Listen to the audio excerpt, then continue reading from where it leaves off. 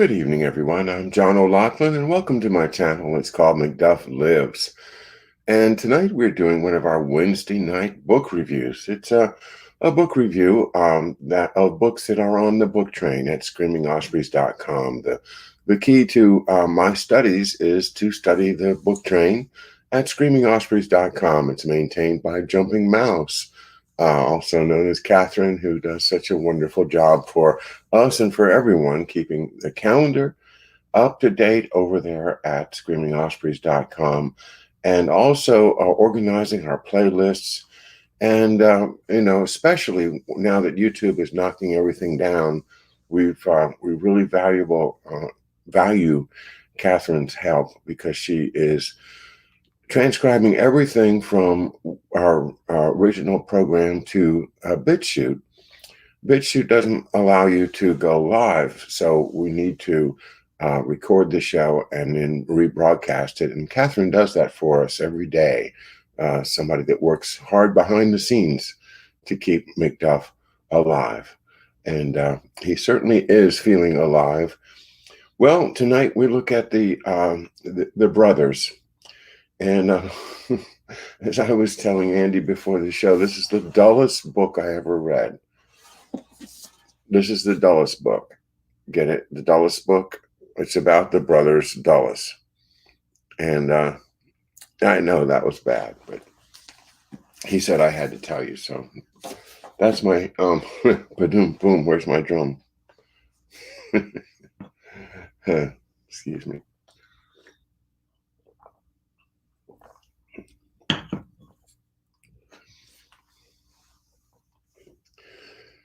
Well, The Brothers is about the two Dulles brothers. The John Foster Dulles, the famous Secretary of State under Eisenhower, and his younger brother Allen Dulles, the CIA director, also under Eisenhower, but also extending into the Kennedy years until the Bay of Pigs. So not very long, but very, very important time. Well, you've been following George Webb and myself for some time. You're familiar with Dulles Airport, which was originally to be called Chantilly Airport because it's in Chantilly, Virginia. Oh, somebody thought that was funny. Oh, thank you. Leave the comedy to someone else. Oh, no. Well, that didn't hurt too bad. So remember that George has identified a kind of a spook community around this area, around Chantilly, Virginia. And that's where our book starts off. So let's just read a little bit from the introduction to get started of the brothers. And as with every other book that we read, the subtitle is probably at least as important as the title. So let's give it its due. This brothers, John Foster Dulles, Allen Dulles, and their secret world war. Their secret world war. That's the real story. These guys ran a world war without telling anybody. And we were the instruments of their war. When John Foster Dulles died on May 24th, 1959, a bereft nation mourned more intensely than it had since the death of Franklin Roosevelt 14 years before. Thousands lined up outside National Cathedral in Washington to pass by his bier. Dignitaries from around the world, led by Chancellor Konrad Adenauer of West Germany and President Chiang Kai-shek of Taiwan, came to the funeral. It was broadcast live on the ABC and CBS television networks. Many who watched agreed that the world had lost, as President Eisenhower said in his eulogy, quote, "one of the truly great men of our time," unquote. 2 months later, Eisenhower signed an executive order decreeing that in tribute to this towering figure, the new super airport being built at Chantilly, Virginia, would be named Dulles International. Enthusiasm for this idea waned after Eisenhower left the White House in 1961. The new president, John F. Kennedy, did not want to name an ultra-modern piece of America's future after a crusty Cold War militant. As the airport neared completion, the chairman of the Federal Aviation Authority announced that it would be named Chantilly International. He left open the possibility that a terminal might be named for Dulles. That sent partisans into action. One of them was Dulles' brother, Alan, who had run the CIA for nearly a decade. Pressure on Kennedy grew, and he finally relented. On November 17, 1962, with both Eisenhower and Allen Dulles watching, he presided over the official opening of Dulles International Airport. How appropriate it is that it should be named after Secretary Dulles, Kennedy said in his speech. He was a member of an extraordinary family. His brother, Allen Dulles, who served in a great many administrations, stretching back, I believe, to President Hoover, all the way to this one, John Foster Dulles, who at the age of 19, rather strangely, the secretary to the Chinese delegation to The Hague, and who served nearly every presidential administration from that time forward to his death in 1959. Their uncle, who was Secretary of State, Mr. Lansing, their grandfather, who was Secretary of State, Mr. Foster. I know of few families, and certainly few contemporaries, who rendered more distinguished and dedicated service to their country, unquote. Then, in what became a newsreel clip seen round the world, Kennedy pulled back a curtain and unveiled the airport's symbolic centerpiece, a larger-than-life bust of John Foster Dulles. It was on a pedestal overlooking an evocative reflecting pool at the center of the airport that the architect, Eero Saarinen, hoped would calm travelers' turbulent spirits. Half a century after Dulles' death stunned Americans, few remember him. Many associate his name with an airport and nothing more. Even his bust has disappeared. During renovations in the 1990s, the reflecting pool at Dulles International Airport was filled. The bust was removed. When the renovation was complete, it did not reappear. No one seemed to notice. After several fruitless inquiries, I finally tracked down the bust. A woman who works for the Metropolitan Washington Airports Authority arranged for me to view it. It stands in a private conference room opposite baggage claim carousel number 3. Beside it are plaques thanking the Airports Authority for sponsoring local golf tournaments. Dulles looked big-eyed and oddly diffident, anything but heroic. Dedicated by the President of the United States while the world watched, now shunted to into a little-used room opposite the baggage claim, this bust reflects what history has done to the Dulles brothers.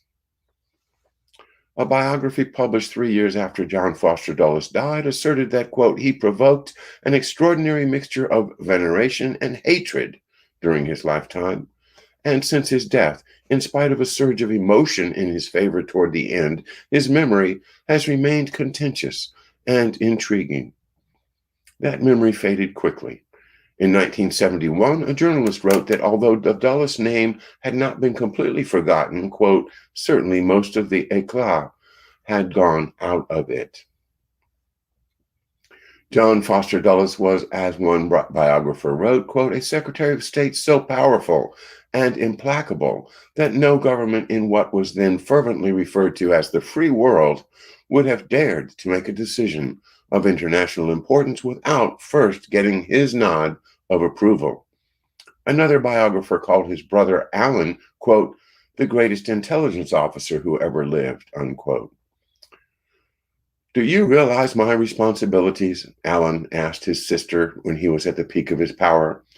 I have to send people out to get killed. Who else in the country in peacetime has the right to do that? Well, isn't that interesting that he claims the right to do that, because he really didn't have the right to do that. It wasn't granted in the National Security Act of 1947, but he simply widened the meaning of a word or two and seized upon the right to send people out to get killed. And that's what he did. These uniquely powerful brothers set in motion many of the processes that shape today's world. Understanding who they were and what they did is key to uncovering the obscured roots of upheaval in Asia, Africa, and Latin America. A book tracing these roots could not have been written in an earlier era. Only long after the Dulles brothers died did the full consequences of their actions become clear. They may have believed that the countries in which they intervened would quickly become stable, prosperous, and free. More often, the opposite happened. Some of the countries they targeted have never recovered, nor has the world. This story is rich with lessons for the modern era. It's about exceptionalism, the view that the United States is inherently more moral and farther seeing than the other countries, and therefore may behave in ways that others should not. It also addresses the belief that because of its immense power, the United States can not only topple governments, but guide the course of history. To these widely held convictions, the Dulles brothers added two others, both bred into them over many years. One was missionary Christianity, which tells believers that they understand eternal truths and have an obligation to convert the unenlightened. Alongside it was the presumption that protecting the right of large American corporations to operate freely in the world is good for everyone. The story of the Dulles brothers is the story of America. It illuminates and helps explain the modern history of the United States and the world. So we began with two boys on Lake Ontario. Their day began with a cold bath, the only kind their father allowed. After breakfast, they gathered with the rest of the family on the front porch for a Bible reading, sang a hymn or two, and knelt as their father led them in prayer. Their duty done, they raced to the shore where their grandfather and uncle were waiting to take them out to stalk the wily smallmouth bass. Never have a couple of catboats or on any lake held three such generations. The old man with the billowing sideburns had been America's 32nd Secretary of State. His son-in-law was on his way to becoming the 42nd Secretary of State. As for the two boys, they would ultimately outshine both of their illustrious fishing partners. The elder, John Foster Dulles, would become the 52nd Secretary of State and a commanding force in world politics. His brother Alan would also grow up to shape the fate of nations, but in secret ways no one could then imagine. Later in life, he came to believe that his interest in espionage was shaped in part by the experience of, quote, finding the fish, hooking the fish, and playing the fish, working to draw him in and tire him until he's almost glad to be caught in the net, unquote. And I can't help but feel a chill down my spine when I think of that. Find the fish, hook the fish, play the fish, work the fish, tire him until he's almost glad to be caught in the net. Because I do personally believe that Alan Dulles was instrumental in ordering the events that caused my father's death. And I do think that he was engaging in his game of playing the fish until he didn't need him anymore.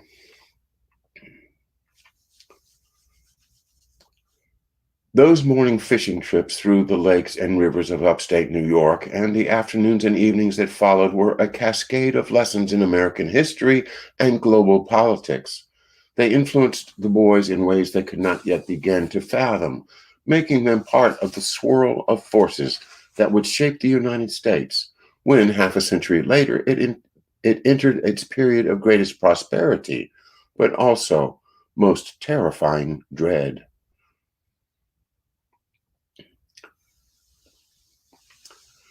The first American member of this extraordinary Scots-Irish family, Joseph Dulles, fled Ireland in 1778 to escape anti-Protestant repression. He made his way to South Carolina and became a prosperous slave-owning planter. His family was pious and inclined to the clergy. One of his sons, Joseph Heatley Dulles, served as an officer of 3 Presbyterian churches in Philadelphia. That officer's son, John Welsh Dulles, a delicate boy, went to Yale to study medicine, but felt called to missionary work instead. At the age of 26, he set off to preach the gospel in India, famously traveling for 132 days aboard a tempest-tossed ship to reach Madras. 5 years later, health problems forced him to return home to Philadelphia, where he took a job directing missionary campaigns for the American Sunday School Union. He wrote a religious manual for Union soldiers in the Civil War, traveled in the Holy Land, and published 2 books with strongly Christian themes, Life in India and The Ride Through Palestine. 2 of John Welsh Dulles' 3 sons followed him into the clergy. Reverend Joseph H. Dulles III directed the library of Princeton Theological Seminary for nearly half a century. His brother, Reverend Allen Macy Dulles, was a preacher and theologian whose 2 sons became Secretary of State and Director of Central Intelligence. One of the most cosmopolitan young American women of her generation, Edith Foster, met Allen Macy Dulles in 1881, when both were touring Paris. Edith, just 18, was living a Gilded Age fairy tale. Her extravagantly bewhiskered father was John Watson Foster, an eminent lawyer, diplomat, and pillar of the Republican Party. Foster had a fascination with children, and after his only son and one of his daughters died in childhood, he lavished attention on the 2 daughters who survived. He took Edith and her younger sister Eleanor with him when he was named minister to Mexico, and the family lived there for 7 years. Then they moved to St. Petersburg, where Foster was minister to the court of Tsar Alexander II, emancipator of the Russian serfs. The girls grew up in elegant diplomatic circles, riding horseback in Mexico City's Chapultepec Park, dancing at grand balls with Russian princes, and touring European capitals alongside their doting father. Edith's blossoming romance with Reverend Dulles was interrupted when her father was named minister to Spain. For the next year and a half, the young clergyman waited patiently while she enjoyed life among Spanish aristocrats, making a special friend of the Infanta. When the family returned home in the summer of 1885, Edith found her suitor as ardent as ever. They were married the following January. They settled in Watertown, a haven for New York millionaires on the shore of Lake Ontario, where Reverend Dulles was pastor of the First Presbyterian Church. The boys grew up swimming, sailing, hunting, and fishing, but neither was especially athletic. Foster, as the older brother was called then and throughout his life, suffered a severe fever as an infant. At the age of 13, nearly died of typhus, and for many months was too weak to walk and had to be carried wherever he went. Allen, who the family called Allie, was born with a clubfoot, which was then considered a source of shame, but was operated on secretly as soon as doctors considered him old enough and came to walk almost normally. Religiosity permeated the Dulles household. Morning rituals were only part of their piety. Each Sunday, the boys attended 3 church services, carrying pencil and paper so they could take notes on their father's sermons. Afterward, the family would discuss and analyze them. On many evenings, they gathered for religious reading, stories about missionaries, articles from the Herald and Presbyter, and devotional classics like Pilgrim's Progress and Paradise Lost. Home life was shaped by contests to see who could recite the longest Bible passage and by singing hymns.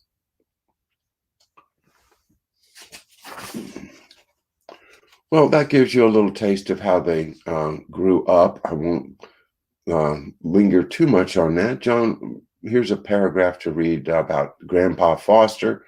Um, Grandfather Foster grew up on on the Indiana frontier, became editor of his hometown newspaper, and used it to promote the Republican Party. His diplomatic posts were rewards for helping to elect Presidents Ulysses S. Grant, Rutherford B. Hayes, and James A. Garfield. In 1892, another Republican president, Benjamin Harrison, appointed him Secretary of State.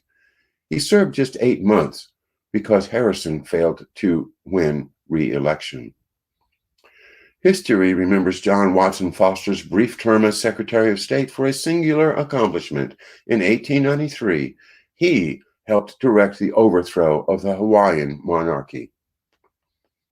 President Harrison had discreetly encouraged white settlers in Hawaii to rebel against Queen Liliuokalani, and when they did, Secretary of State Foster endorsed the landing of American troops at Honolulu to support them.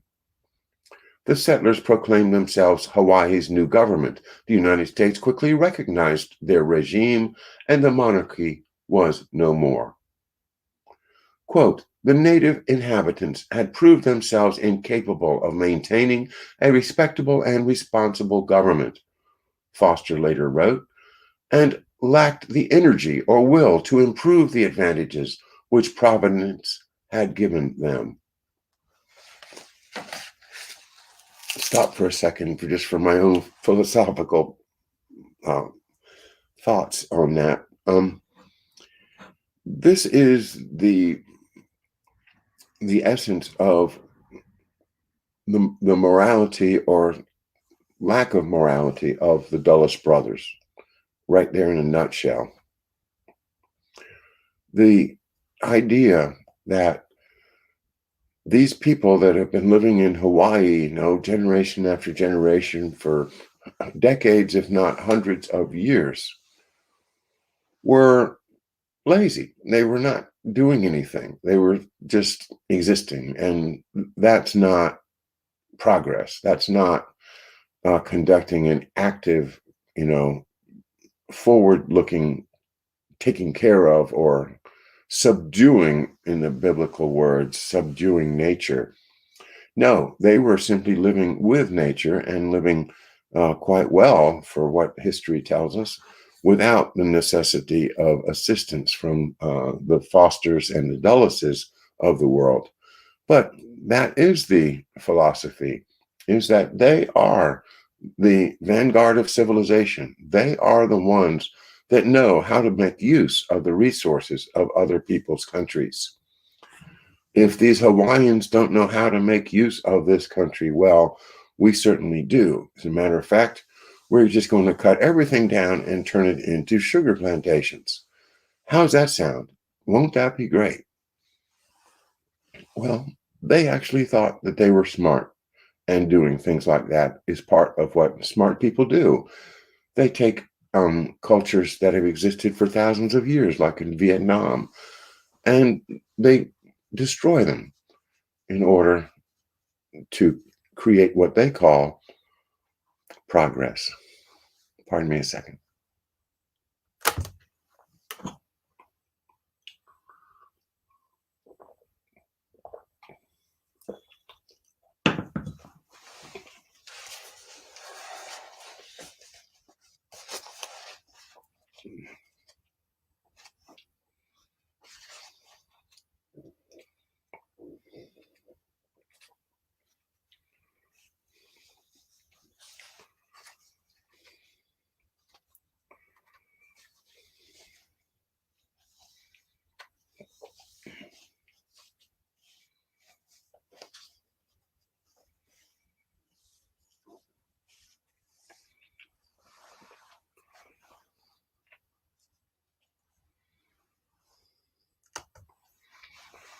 Well, we read from the other book, from JFK versus Allen Dulles last night, the anecdote or the story about how Allen Dulles, when he was working in Switzerland, was told by some British that this young Czech woman he was dating who worked with him at the American legation and had access to his code room, was passing information to Austrian agents. They decided to liquidate her, and he understood it as a necessity of wartime counterespionage. So one night he took her out to dinner, and then, instead of taking her home, delivered her to the two British agents who were waiting in front of the 14th century Nidegg church. She was never heard from again. By the time the Dulles brothers' first great patron, John Watson Foster, died in 1917, Uncle Bert was Secretary of State and had become their new one. He subsidized Allie's freewheeling lifestyle in Bern with a private stipend, and also gave Foster his first chance to intervene in the politics of a foreign nation. A pro-American regime in Cuba, led by the Conservative Party, was seeking to hold power after losing an election, and followers of the victorious liberals rose up in protest. Violence threatened the interests of 13 Sullivan and Cromwell clients, owners of sugar mills, railways, and mines, who had lost $170 million, the equivalent of $42 billion in the early 21st century, that was invested in Cuba. They turned to the firm for protection. Foster took the case and traveled to Washington. The next morning, he had breakfast with Uncle Bert. By his own account, he suggested that the Navy Department send 2 fast destroyers, one for the northern coast and one for the southern coast of the portion of Cuba controlled by the revolutionaries. Uncle Bert, that is the Secretary Lansing, agreed, and the warships were dispatched that afternoon. Marines landed and spread into the countryside to repress the protests, beginning what would be a 5-year occupation of Cuba. Liberals realized the futility of resistance and called off their uprising. This was the first foreign intervention in which Foster played a role. It showed him how easy it can be for a rich and powerful country, guided by the wishes of its wealthiest corporations, to impose its will on a poor and weak one. Costa Rica at that time was ruled by the most brutal dictator in its modern history, General Federico Tinoco, who had seized power in a coup promoted by the United Fruit Company, a Sullivan and Cromwell client, and whose family was deeply in debt to United Fruit. Foster found him a willing partner and urged the State Department to reward his sincere friendliness by recognizing his government. President Wilson, who took a dimmer view of generals who deposed democratic governments, declined to do so. At his next stop, Nicaragua, Foster worked equally well with General Emiliano Chamorro, a pliant dictator whose conservative party the United States had helped place in power, after engineering the overthrow of a liberal regime that had tried to borrow money from European rather than American banks.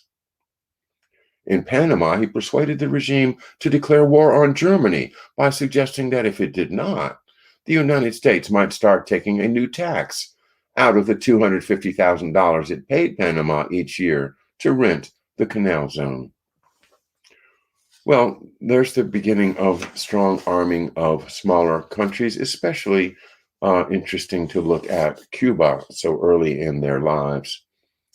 By the time Foster returned from Central America, the United States had entered World War I. He took a leave from the firm and sought to enlist for military service, but poor eyesight, an affliction in the Dulles family, kept him out. Uncle Bert arranged for him to be given the rank of captain and made legal advisor to the new War Trade Board, which was tasked with turning American factories into efficient suppliers of war materiel. While in Washington, he met and impressed one of the era's best-known financiers, Bernard Baruch, who was working on another war-related commission. Baruch had made a fortune speculating in sugar while still in his 20s and had become one of the wealthiest and most influential deal-makers on Wall Street. Foster found in him a mentor, role model, and soulmate. Later, he would give Foster a decisive boost toward the top level of international diplomacy.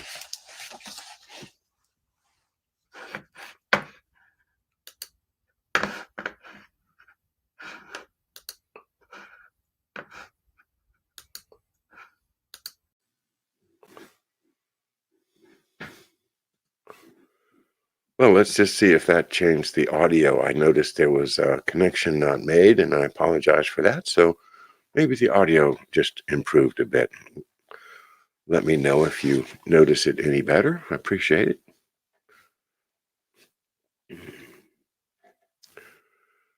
Well, then they go on to the Paris Peace Conference in 1920, 1919, 1920, and I'm going to skip forward through that period. As you know, we read about that a bit last night with Alan Dulles, particularly involved in the writing of the Versailles Peace Agreement, the one that caused so much trouble in the next decade and led, in many ways, directly to World War II.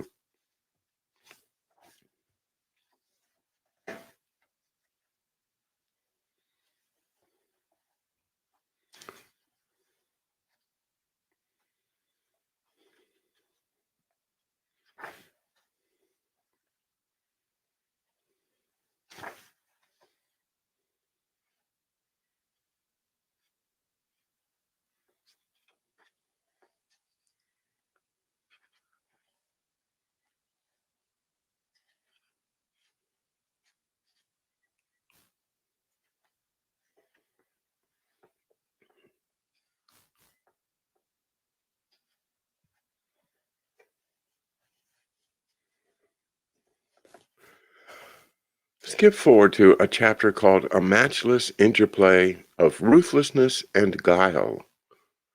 Spy masters are usually discreet, but Alan Dulles had overthrown two governments in the space of 10 months and did not feel compelled to deny it. Of course, we're talking about Guatemala and Iran. In the summer of 1954, he invited a pair of reporters from the Saturday Evening Post into his confidence. Through them, he gave the world an account of his first year on the job. It emerged as a three-part series called The Mysterious Doings of the CIA. The Post presents its own exclusive report on America's silent service, the super-secret CIA. Read the legend on the opening page.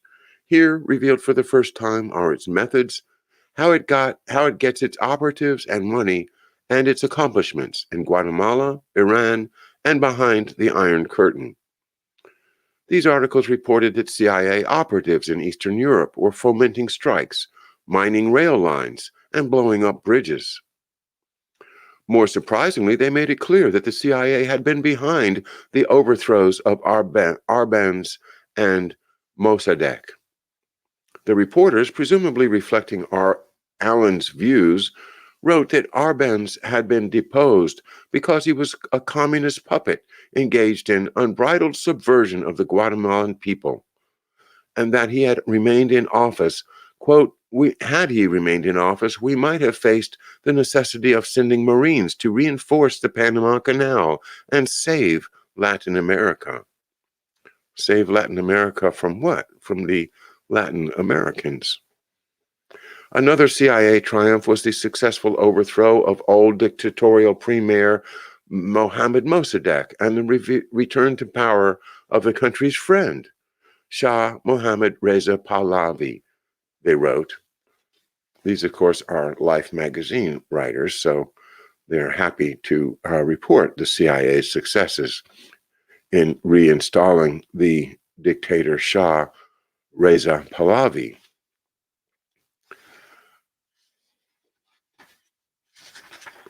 A helping hand in the rescue of one country such as Guatemala or Iran from communism is worth the CIA's annual budget many times over. Whether the squeamish like it or not, the United States must know what goes on in those dark places of the world where our overthrow is being plotted by communists. As Allen basked in the publicity, Time chose Foster as Man of the Year and put him on the cover of its first issue in 1955. He was a good choice. Few were fighting communism more vigorously, and nothing less than the survival of humanity seemed to hinge on the outcome of that fight. The Time profile was flattering and self-congratulatory, as much about America's destined role in the world as about an individual. It called Foster, quote, a practical missionary of Christian politics, unquote, who had given Americans a feeling of firm confidence in the U.S. economy and in dynamic capitalism as an economic way of life, unquote. There's that idea of dynamic capitalism again. It's not enough to simply use money to trade for goods. It is necessary that you use capitalism as a way to further your ideas of how to advance humanity. And that is, the positive side of eugenics. The negative side of eugenics is kind of what we're experiencing now in this world as the pressure for depopulation continues to press upon us. And in many ways, war, but not just war, disease, but not just disease, and famine and other disasters that are happening around the world, while fertility seems to be under pressure and dropping, and a lot of stuff, secret stuff, that generated from these same secret society types like the Dulles brothers, experimenting with genealogy, with genetics, and playing with people's minds, with their lives, in order to experiment how they might, in their own way, advance the human race. It's a sick idea, but it is their idea, and they had the power in the 20th century to do it.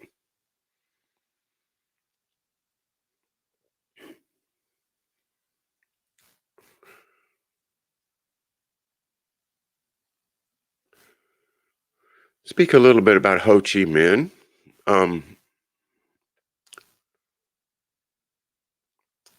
The Dulles brothers focused on Ho Chi Minh, the communist leader of Vietnam's anti-colonial movement.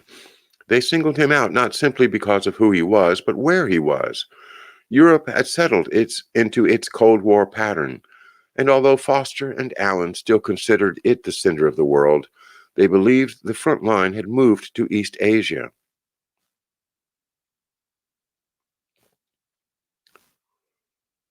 They mistakenly saw China as a pawn of the Soviet Union, and Ho Chi Minh also mistakenly as a puppet of both. Crushing him, they decided, would be the most potent next blow they could strike against, quote, international communism.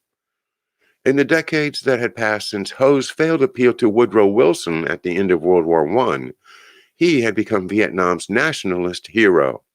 By many accounts, he admired the United States. He had been spellbound by the Statue of Liberty and the East River bridges in New York. During World War II, he collaborated closely with the OSS in the fight against the Japanese.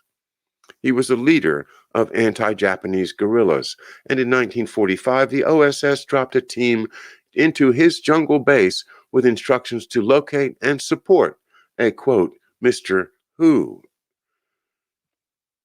Team members trained Ho's men in the use of American weaponry, which they received in airdrops, and gave copies of U.S. Army field manuals to Ho and other English-speaking guerrilla leaders.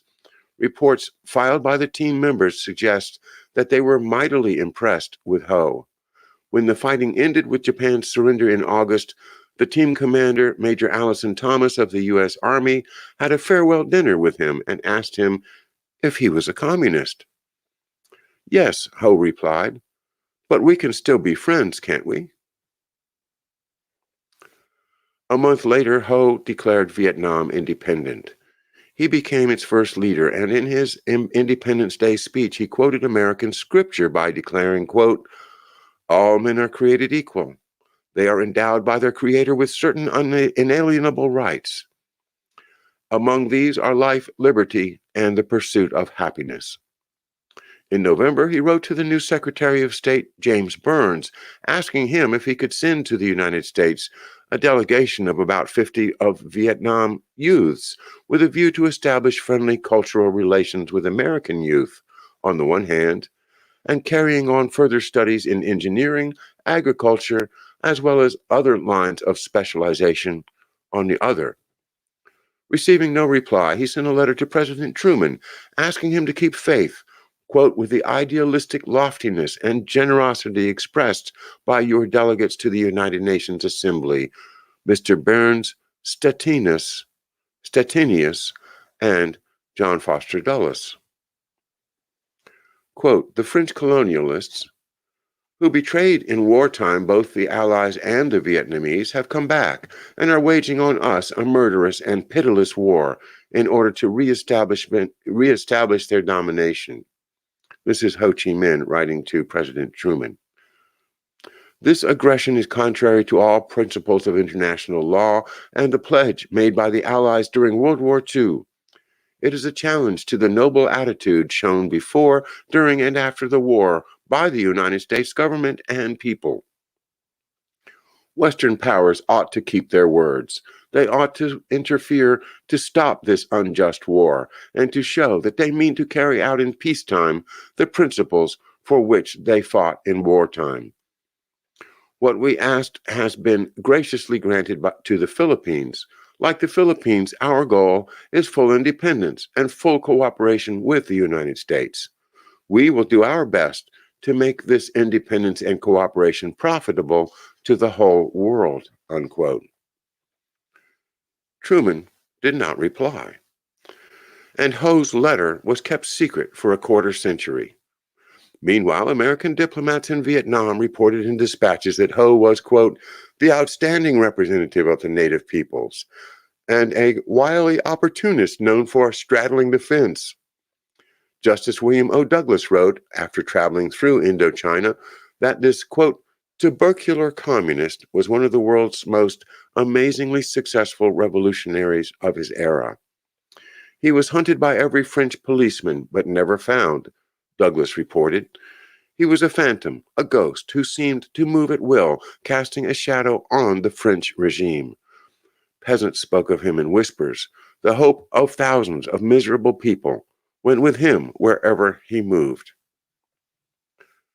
The Dulles brothers' campaign against Ho began in Geneva, Switzerland, where countries concerned with Indochina met in the spring of 1954. Foster at first said he would not attend the conference because a Chinese delegation would also be there. French leaders persuaded him that if he did not, their government would fall and France might move toward an open break with the United States. When Foster announced at a Washington press conference that he would indeed travel to Geneva, he vowed to make no concessions either to the Chinese or to Ho, whom he presumed to be their puppet. Question. What would you regard as a reasonable, satisfactory settlement of the Indochina situation? Dulles.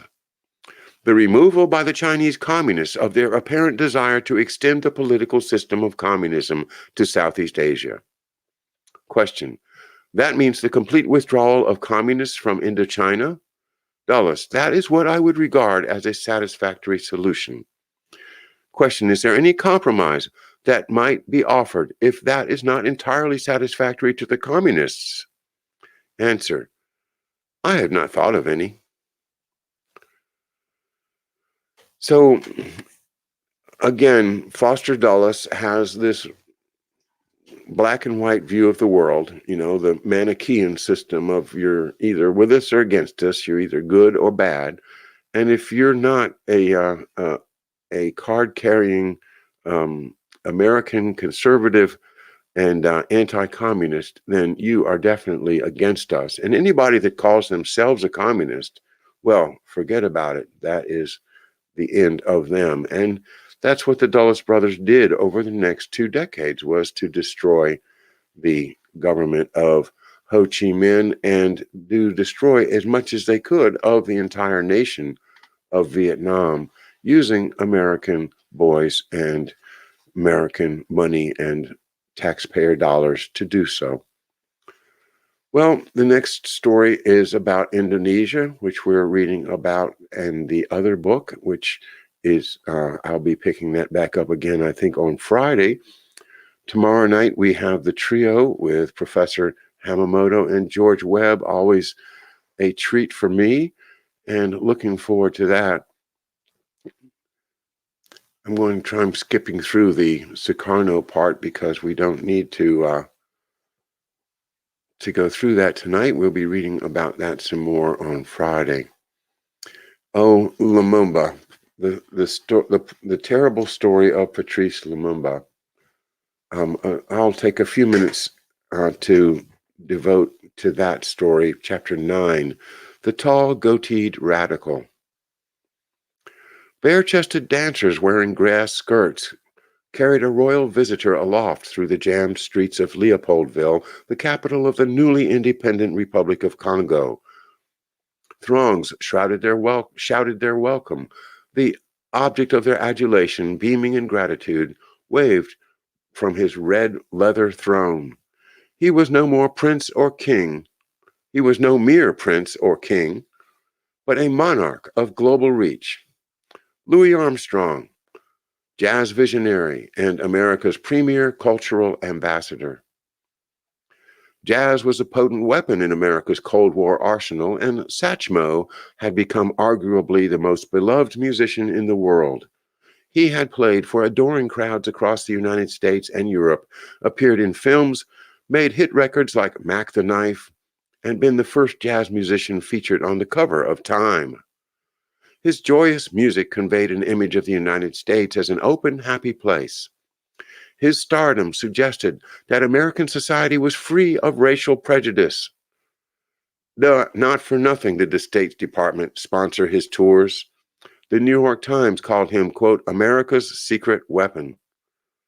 In 1957, Armstrong agreed to represent the United States in what would have been a groundbreaking tour of the Soviet Union.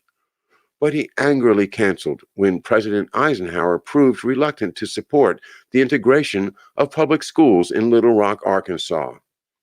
3 years later, with school integration finally proceeding in much of the South, he relented.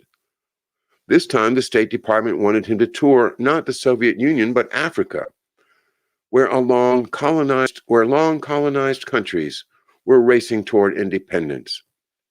It became a 3-month, 27-city extravaganza. The welcome that greeted Louis Armstrong in Leopoldville on October 28, 1960, was one of the most jubilant. His concert, held at a packed stadium, peaked with a soulful rendition of What a Wonderful World. And here's the lyrics. I see skies of blue, clouds of white, bright, blessed days, dark, sacred nights. And I think to myself, what a wonderful world. The world of Prime Minister Patrice Lumumba, the elected leader of the Congo, was at that moment far from wonderful. Lumumba was being held prisoner at his official residence, not far from the stadium where Armstrong performed. He was among the world's best-known prisoners, so Armstrong must have either known about his predicament and rationalized it away, or kept himself willfully ignorant. Under other circumstances, Armstrong would probably have met Lumumba. Instead, he dined after his concert with a starstruck American fan named Larry Devlin, who introduced himself and, finding the great man had no dinner plans, took him out for a night on the town. Armstrong could not have known it, but Devlin was chief of the CIA station in Leopoldville. When the trumpeter dined with the secret agent on October 28, 1960, he was unwittingly breaking bread with a CIA officer under orders to kill one of Africa's heroes, Patrice Lumumba. Pardon me.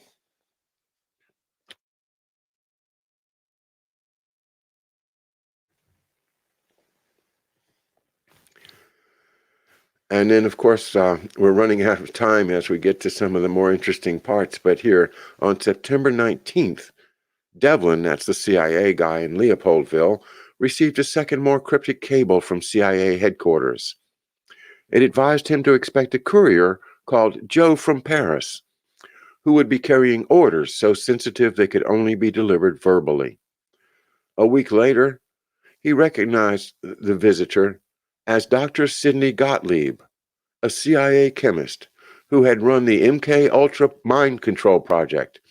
Allen had named him to head a, quote, health alteration committee, unquote, assigned to prepare toxins and incapacitating drugs for possible use in CIA operations. The two men drove off in Devlin's car. Gottlieb came directly to the point. He was carrying lethal poison, including one dose mixed into a tube of toothpaste. Devlin was to use it to kill Lumumba. Well, we know that that didn't exactly work out, but we do know that Lumumba was killed, and although the hands involved appear to have been actually technically Belgian, the hand behind the action was, of course, the Health Alteration Committee of Allen Dulles and the CIA, the same Health Alteration Committee that I believe took fatal action against my father. So, on that dark note, I think I'll wrap it up. The brothers here, John Foster Dulles, Allen Dulles, and their secret world war, a real eye-opening and essential book by Stephen Kinzer, who, of course, went on to write Poisoner in Chief, the biography of Sidney Gottlieb, another book on our book train here at Macduff Lives.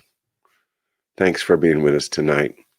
We'll see you tomorrow in the morning, 11 o'clock, for, I think, a Mindfields, and then tomorrow night for one of my favorite nights of the week, Thursday night trio, Professor Hamamoto, George Webb, and myself. Thanks again. We'll see you tomorrow night and tomorrow morning at 11.